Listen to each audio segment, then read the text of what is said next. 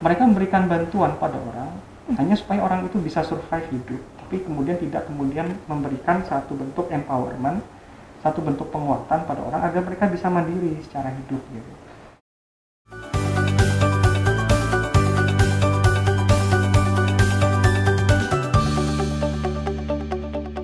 Assalamualaikum warahmatullahi wabarakatuh. Halo Sobat Ngalir, selamat datang kembali di Ngalir Talk Show, ngobrol ala IR, yang dipersembahkan oleh Laboratorium Diplomasi Program Studi Hubungan Internasional Universitas Islam Indonesia.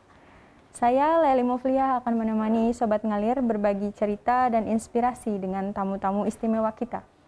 Sobat Ngalir dimanapun berada, tema kita kali ini yaitu Killing People with Kindness, dampak yang dirasakan negara penerima bantuan kemanusiaan.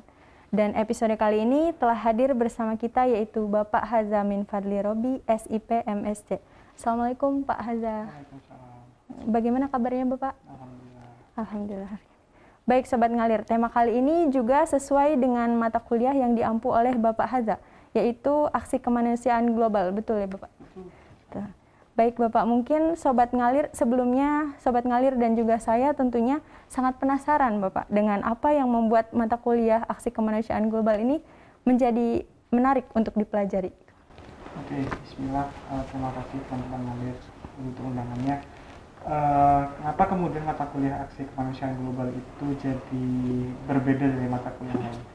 Karena kita dalam mata kuliah ini mencoba untuk menggali lebih dalam apa yang terjadi di dalam rezim pengelolaan isu-isu kemanusiaan di tingkat internasional. Kita tidak hanya bicara tentang bagaimana PBB dan juga badan-badan terkait PBB menghadapi konflik tersebut, menghadapi krisis-krisis kemanusiaan, tapi juga bagaimana LSM, lalu juga badan-badan non-pemerintah, dan juga masyarakat yang terdampak bencana itu juga terlibat dalam pengelolaan dan juga penanganan bencana kemanusiaan, baik itu yang bersifat bencana alam maupun bencana yang dibuat oleh manusia, seperti itu. Jadi yang menjadikan mata kuliah ini berbeda adalah dia tidak hanya sekedar membahas soal bantuan itu seperti apa, tapi perdebatan terkait dengan bagaimana bantuan itu diberikan, apakah dalam bentuk funding atau financing, apakah ada prasyarat terkait dengan bantuan itu, mekanisme penyalurannya seperti apa, siapa yang jadi donor, bagaimana ketentuan untuk menjadi yang menerima donasi. Itu semua menjadi hal-hal yang sifatnya tidak murni 100% untuk kemanusiaan, tapi pasti ada aspek politik yang berada di balik bantuan-bantuan kemanusiaan diberikan oleh satu lembaga atau satu negara kepada negara penerima. Jadi kita melihat bahwa yang namanya aksi kemanusiaan yang terjadi di tingkat global itu tidak murni kemanusiaan, tidak murni untuk kemanusiaan, tapi pasti ada motif-motif yang berada di balik bantuan yang hendak disalurkan kepada negara-negara penerima tersebut. Itu yang menjadi inti dari mata kuliah aksi kemanusiaan global yang membuat ini jadi berbeda dari misalnya mata kuliah PSHAM atau gerakan sosial, di mana mata kuliah itu memang fokusnya adalah untuk membahas isu-isu terkait dengan HAM. Tapi untuk mata kuliah aksi kemanusiaan global ini kita lebih banyak berfokus tentang bagaimana melihat dinamika kerja-kerja kemanusiaan yang terkait dengan politik internasional seperti itu. Baik, ya. Terima kasih Bapak. Apakah di mata kuliah ini juga membahas mengenai sistem kemanusiaan atau humanitarian system, Bapak? Betul sekali. Mata kuliah ini kita mencoba untuk menggali humanitarian system, tidak hanya dalam aspek arsitektur dan juga aktor-aktornya saja, tapi bagaimana antara aktor itu bisa berkoordinasi. Ya. Contohnya adalah bagaimana kemudian dunia saat ini itu kan memiliki satu lembaga koordinasi yang disebut sebagai Interagency Standing Committee, dan Interagency Standing Committee ini terdiri dari banyak sekali lembaga-lembaga yang berada di bawah PBB, lalu juga mengundang lembaga-lembaga NGO untuk mengkoordinasikan langkah yang perlu diambil ketika kemudian satu negara itu atau satu wilayah itu dampak konflik. Karena sebelum adanya langkah yang dikoordinasi sama PBB untuk menghadapi satu konflik dan juga bencana, itu biasanya bantuan tuh disebarkan secara sangat sporadis, tidak terkoordinasi, sehingga menimbulkan efek-efek yang tidak diinginkan, seperti misalnya bantuan menumpuk, atau malah bantuan disasarkan pada pihak yang tidak tepat, atau malah bantuan itu dieksploitasi oleh penguasa, ya, sehingga kemudian penguasa itu memiliki kontrol terhadap rakyatnya, padahal sebenarnya rakyat itu butuh segera untuk mengakses bantuan itu, seperti itu. Nah, inilah kemudian mengapa kita membahas sistem humaniter itu secara lebih mendalam gitu ya, karena bahkan di dalam Interagency Standing Committee pun bisa jadi ada perbedaan pendapat, perbedaan opini begitu ya dalam menghadapi satu konflik. Tapi setidaknya dengan adanya sistem kemanusiaan yang sudah dikelola oleh PBB ini, masyarakat global itu menjadi lebih siap dalam menghadapi konteks konflik dan juga krisis kemanusiaan yang sifatnya rumit gitu. Misalnya bagaimana kita menyalurkan bantuan ke negara-negara yang otoriter, atau bagaimana kemudian kita menyelesaikan banyak bencana di satu saat yang sama. Kan sekarang kita melihat ada banyak sekali bencana alam terjadi di mana-mana. Ada typhoon di Filipina, ada gempa di Bali. Itu kan perlu ada koordinasi yang sangat terukur gitu. Nah, sistem humanitarian itu yang disusun oleh PBB bersama juga dengan negara anggota itu memastikan agar semua hal itu bisa terkoordinasikan dengan cepat dan baik, sehingga semakin cepat dan semakin baik penanganannya, maka orang-orang tidak menderita terlalu lama dan tidak akan menimbulkan efek yang panjang terhadap sistem politik atau sosial satu negara. Seperti itu. Jika melihat dari sistem kemanusiaan nih Bapak, menurut Bapak apakah bentuk sistem kemanusiaan yang mendominasi saat ini baik atau buruk Bapak? Mengapa? Sistem kemanusiaan yang ada saat ini bisa dikatakan sebagai sistem kemanusiaan yang cukup efektif dalam menangani beberapa konflik gitu ya. Kenapa? Karena sistem kemanusiaan yang bekerja di level global itu bekerja juga mengajak konteks sistem lokal dalam menangani masalah bencana. Misalnya ketika menghadapi tsunami di Aceh, itu pemerintah Indonesia tidak akan mampu berdiri sendiri karena korbannya 250.000 orang, sedangkan pemerintah Indonesia tidak punya kapasitas untuk itu. Nah, sehingga ketika satu pemerintah, misalnya Indonesia dalam tsunami itu tidak mampu untuk menyelesaikan efek dan skala dampak yang begitu besar dari bencana, mereka bisa langsung mendaftarkan kasus bencana itu PBB agar PBB nanti langsung berkoordinasi dengan negara-negara anggota yang mampu untuk memberikan bantuan kepada Indonesia. Jadi skema-skema seperti inilah yang sudah berkembang, efektif dalam memecahkan masalah-masalah yang kompleks seperti itu. Terutama pada masa itu Aceh masih dalam fase daerah operasi militer, sehingga perlu ada satu sensitivitas terhadap konflik yang terjadi antara pemerintah Indonesia dengan Aceh pada masa itu.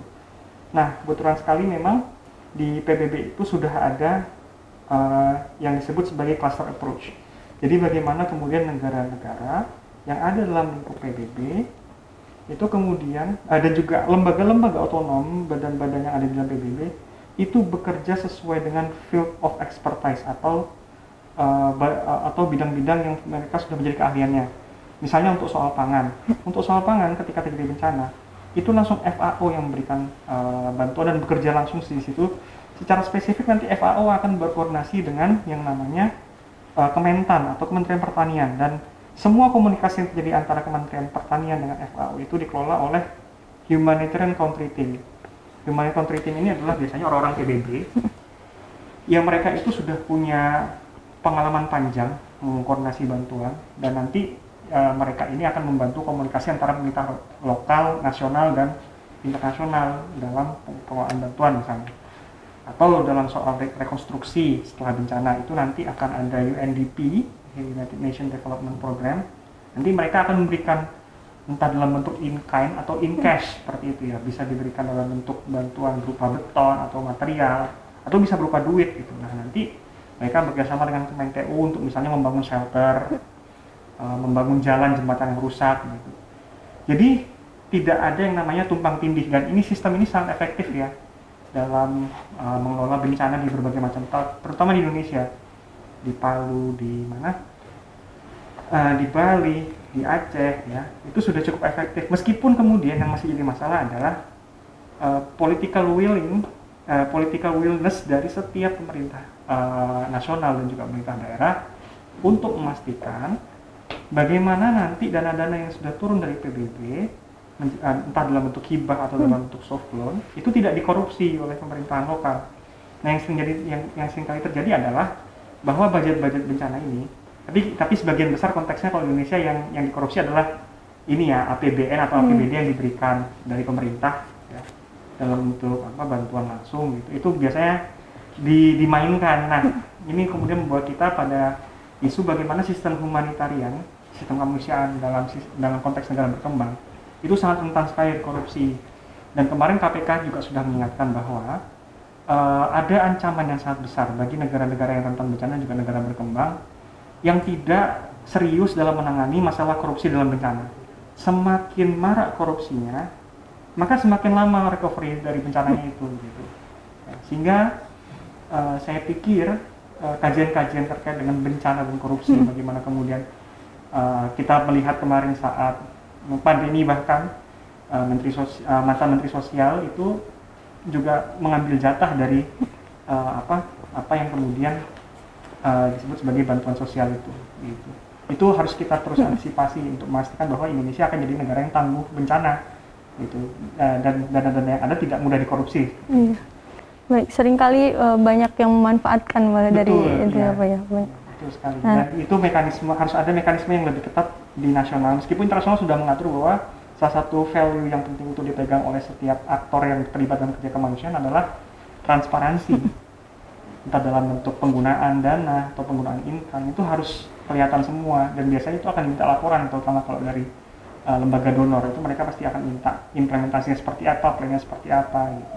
Karena kalau enggak, mereka mungkin akan mempertimbangkan ini donor ditarik saja atau mungkin nanti diberikan harus dikembalikan dalam bentuk kredit seperti itu.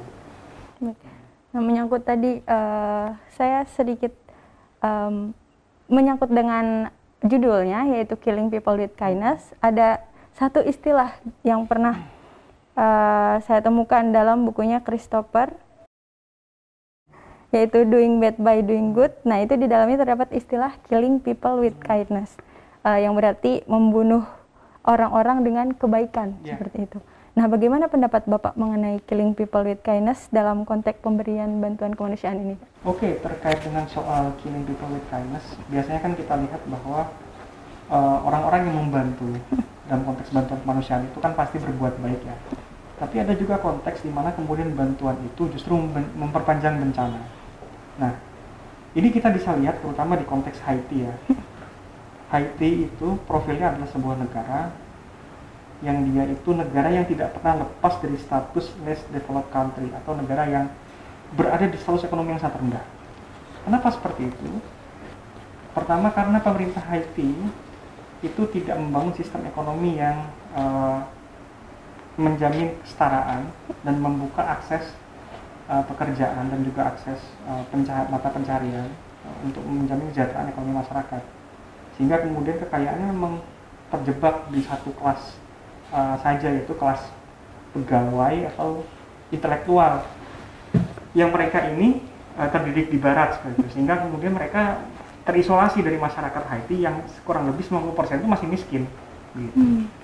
Nah, itu pertama. Yang kedua adalah konflik di Haiti itu diperparah dengan adanya bantuan-bantuan yang diberikan oleh Amerika Serikat, dan bantuan-bantuan itu sayangnya hanya berputar di satu lingkar yang sama saja. Pun ketika bantuan turun masyarakat, itu bantuan itu tidak dalam sistem yang sifatnya financing. Jadi bantuan itu tidak membuat orang-orang belajar untuk memancing. Tapi bantuan itu hanya memberikan orang ikan saja, memberikan lauk, memberikan bantuan yang sifatnya supaya orang itu tetap hidup. Tapi kemudian bantuan itu tidak digunakan untuk menjamin orang-orang agar bisa hidup dengan sejahtera. Padahal sebenarnya kalau kita melihat arus migrasi dari Haiti itu besar, dan itu sebenarnya jadi concern buat Amerika. Tapi ada satu hal yang membuat Amerika Serikat sebagai salah satu pendonor besar di Haiti untuk menjaga status Haiti seperti itu adalah karena mereka ingin buruh murah. Ya. Jadi mereka memberikan bantuan dalam banyak aspek, bantuan kemanusiaan, shelter, kesehatan dan lain-lain. Tapi dalam satu sisi bantuan itu juga diberikan dengan syarat-syarat tertentu, misalnya mengutamakan investasi dari lembaga-lembaga donor Amerika Serikat misalnya, dari perusahaan-perusahaan Amerika Serikat misalnya. Dan yang diuntungkan dari situ adalah pertama jelas investor Amerika, yang kedua orang-orang Haiti yang menjadi ini pengelola pabrik, dan juga orang-orang Haiti yang intelektual dan mereka yang duduk di pemerintahan. Orang-orang yang menjadi buruh di situ, meskipun mereka dapat pekerjaan, mereka tidak pernah mendapatkan kesejahteraan yang benar-benar real. Sehingga kemudian mereka akan terus hidup dalam lingkaran kemiskinan yang nggak berakhir. Meskipun bantuan itu terus datang dalam jumlah yang besar, tapi bantuan itu tidak benar-benar dirasakan oleh masyarakat. Yang merasakan itu hanyalah orang-orang yang dianggap bisa menggunakan bantuan itu. Gitu ya. Sampai sekarang orang-orang Haiti itu masih banyak tinggal di camp. Masih banyak tinggal di camp, masih banyak tinggal di rumah. Karena rekonstruksi di Haiti itu meskipun sudah diberikan dana besar, tapi cost-nya tuh sering menghilang di tengah jalan gitu saja. Entah dikorupsi, entah dipakai untuk hal lain, untuk agenda politik, tapi yang jelas bantuan itu tidak pernah sampai ke tempatnya. Dan saya juga heran kenapa kemudian Badan Internasional itu dan juga NGO yang bekerja di situ secara aktif membiarkan itu seperti itu saja. Beberapa pakar bilang bahwa ini adalah logika neoliberal dalam menghadapi bencana. Ya. Logika neoliberal dalam menghadapi bencana itu adalah bahwa mereka memberikan bantuan pada orang hanya supaya orang itu bisa survive hidup, tapi kemudian tidak kemudian memberikan satu bentuk empowerment, satu bentuk penguatan pada orang agar mereka bisa mandiri secara hidup gitu. Ya. Dan yang kemudian diuntungkan adalah orang-orang yang hanya dianggap punya kapasitas. Mereka percaya pada kapasitas, padahal capacity itu di Haiti bahkan belum terbangun. Gitu. Hanya orang-orang privilege saja yang bisa menikmati capacity itu. Padahal dulu dunia internasional sangat getol sekali untuk membangun Haiti. Misalnya dulu pernah ada kampanye lagu We Are The World-nya Michael Jackson untuk membantu Haiti, tapi itu cuma jadi wacana aja, cuma jadi pop culture. Selesai. Orang-orang Haiti tidak pernah merasakan efek dari kampanye-kampanye yang dibangun oleh lembaga-lembaga internasional dalam masalah ini. Mereka sangat kecewa, dan bahkan ketika mereka memberontak, ya, melakukan demonstrasi, itu dianggap sebagai demonstrasi orang yang ngerti apa-apa, gitu. Ya, jadi ini kita bisa melihat ini merupakan satu bukti dari teori Wallerstein, di mana Wallerstein dulu pernah bilang negara yang punya status periferi itu akan selalu berada di bawah dependensi dari negara-negara yang core, ya, yang punya kapasitas teknologi industri yang besar, yang punya konsep bisnis yang besar. Negara seperti Haiti yang statusnya periferi itu tidak akan pernah bergerak dari statusnya ini. Gitu. Kenapa? Karena negara core-nya itu tidak akan membiarkan dia menjadi maju. Gitu. Dan ini memang konsekuensi dari inequality dalam global ekonomi politik global, yang saya lihat. Seperti memberikan citranya memberi kebaikan seperti itu, tapi ternyata ada maksud tertentu. Ada maksud tertentu, dan mereka ingin memastikan bahwa mereka tetap mendapatkan keuntungan dari situ dengan tenaga buruh yang murah, biaya produksi yang lebih murah, itu kan akan lebih banyak untung dari situ. Mereka membantu, tapi yang mereka lakukan adalah membantu dengan dengan satu motif yang sangat buruk juga, sehingga mereka pelan-pelan membunuh orang gitu. Satu sisi membantu, tapi satu sisi juga membiarkan orang dalam kondisi yang terpuruk, sehingga mereka akan terus berada dalam kondisi itu. Gitu. Apakah mungkin ketergantungan itu juga menjadi salah satu tujuan, Pak, dari? Iya, ketergantungan itu menjadi salah satu tujuan. Karena kalau tidak, Amerika kehilangan salah satu tempat di mana mereka bisa produksi barang dengan murah, ya kan? Tahu saya di sana di Haiti itu banyak pabrik-pabrik yang memproduksi misalnya pakaian atau pabrik-pabrik memproduksi barang-barang rumah tangga. Itu kan satu hal yang terus dibutuhkan oleh orang Amerika, ya. Kalau mereka mencari di Asia, misalnya Asia sudah mulai mahal untuk biaya produksi, untuk bayar buruhnya juga sudah mulai tinggi, toh. Nah, mereka kemudian menemukan alternatif itu di Haiti. Kenapa Haiti? Karena Haiti biaya transportnya lebih murah, lebih dekat ke Amerika. Nah, ini yang kemudian tidak bisa dibiarkan oleh Amerika, sehingga kemudian apa-apa yang terjadi Amerika di Haiti itu Amerika yang pasti berperan di pertama gitu. Karena mereka merasa paling bertanggung jawab atas apa yang terjadi di Haiti. Tapi dalam satu sisi mereka juga mereka juga tidak mau dengan mudah melepaskan Haiti dari cengkeraman mereka. Mereka tahu mereka harus memberikan bantuan terus. Di satu sisi mereka akan mendapatkan keuntungan dari setiap bantuan yang mereka berikan. Jadi ini merupakan bukti dari logika neoliberal yang bekerja dalam konteks bantuan kemanusiaan di Haiti. Gitu. Atau mungkin apakah ada cara gitu untuk Haiti bangkit dari ketergantungan itu, Pak? Wah, kalau Haiti bangkit dari ketergantungan itu sebenarnya agak sulit, ya. Kenapa? Karena konflik politik di Haiti itu sudah sangat mengakar dan Haiti itu sudah sangat didominasi oleh Amerika Serikat. Sehingga pun kalau kemudian masyarakat itu melakukan satu bentuk pemberontakan yang sangat besar, itu akan dianggap sebagai gangguan politik bagi Amerika Serikat, dan Amerika Serikat pasti akan melakukan intervensi dalam bentuk apapun lah untuk memastikan agar orang Haiti itu tidak terlalu banyak dependen gitu, tidak terlalu banyak memberontak maksud saya dari Amerika Serikat. Jadi saya tidak tahu apa yang akan mungkin terjadi bagi Haiti, tapi mudah-mudahan makin banyak NGO yang tidak terjebak dalam logika neoliberal ini yang bisa mengadvokasi hak orang Haiti, dan saya yakin sudah banyak sekali riset-riset dan penelitian yang mencoba untuk mengangkat masalah itu. Baik. Sangat menarik sekali, Sobat Ngalir. Ternyata mata kuliah aksi kemanusiaan global ini banyak sekali yang dibahas. Mungkin Sobat Ngalir yang belum pernah mengambil mata kuliah aksi kemanusiaan global setelah ini akan sangat tertarik untuk mengambil setelah mendengar pemaparan dari Pak Hazal. Tapi sayang sekali, Sobat Ngalir, nampaknya perbincangan kita episode kali ini hanya sampai di sini. Sebelum ditutup, mungkin Bapak ada tambahan untuk closing statement mengenai tema kali ini? Oke, jadi untuk mata kuliah aksi kemanusiaan global, ini akan sangat berguna bagi teman-teman yang hendak mengambil karir di lembaga-lembaga kemanusiaan dan juga di organisasi internasional. Ya, terutama teman-teman di sini akan belajar tentang bagaimana sistem kemanusiaan secara global itu bekerja, lalu bagaimana kemudian mekanisme bantuan itu diberikan kepada negara-negara tertentu, apa motif politik yang ada di balik bantuan, lalu kemudian bagaimana kita bisa melihat peran dari militer dalam masalah bantuan dan juga aksi kemanusiaan, bagaimana peran media dalam memastikan informasi yang berimbang dalam terjadinya bencana. Terutama kita tahu bahwa ada banyak sekali hoax yang biasanya bertebaran saat bencana gitu. Kita juga bisa mempelajari tipe-tipe bencana seperti apa. Dan saya yakin bahwa mata kuliah ini memberikan satu pengantar yang sangat kuat bagi teman-teman untuk bisa memahami kerja-kerja kemanusiaan yang terjadi baik di tingkat lokal maupun global.